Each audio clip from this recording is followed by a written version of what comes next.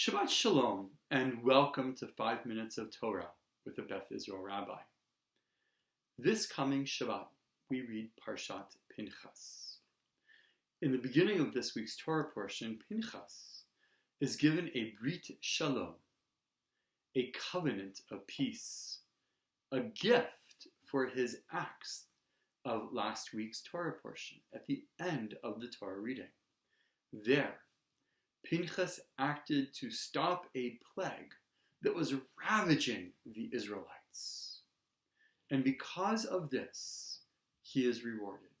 The plague was so bad, though, that so many Israelites perished by it, that in this week's Torah portion, after Pinchas is given a Brit Shalom, he is then commanded to take a census.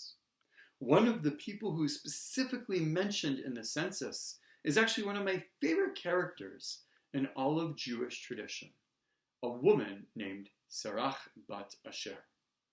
The rabbis ask, why is Serach bat Asher named specifically here in this list of the census? It doesn't actually seem to make sense that she would be named at this particular moment.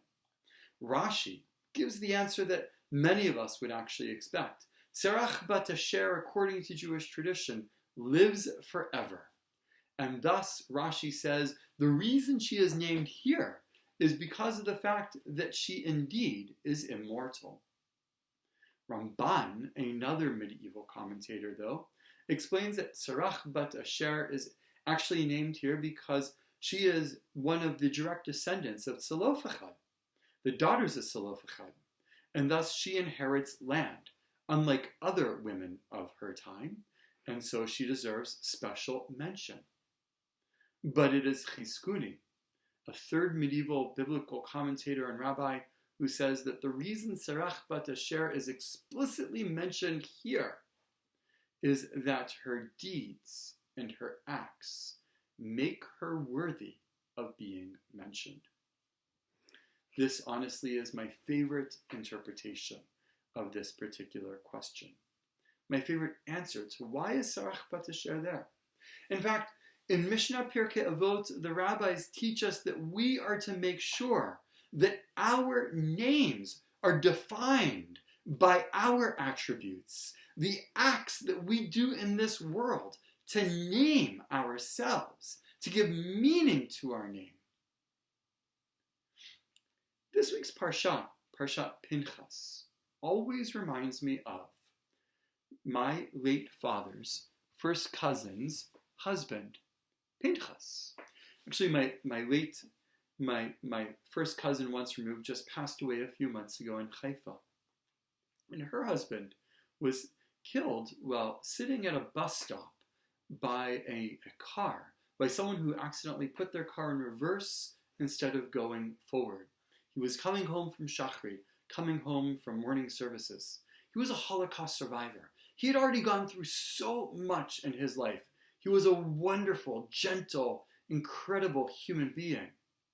And a number of years ago, actually it's about 20 years ago now, when this event occurred, that the woman put her car in reverse. Pinchas, the Pinchas of my family, a hero, not only a Holocaust survivor, but a very strong individual also as well, pushed two little girls who were about to be hit out of the way, and then he himself was actually hit. He saved these little girls' lives, but unfortunately lost his life. This Shabbat, as we read Parashat Pinchas, I want to encourage you to ask yourself, what definition have I given my name? What kind of meaning have I given my name? My parents, they gave me my name originally. But what have I given to it over the course of the year since I was born? And what can I give to it over the months and years to come? Shabbat Shalom.